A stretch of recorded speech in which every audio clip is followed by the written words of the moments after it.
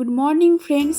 শীতকালে অন্যান্য খাবারের মধ্যে সবচেয়ে প্রিয় ও লোভনীয় খাবার হচ্ছে আমার ধনেপাতা বাটা।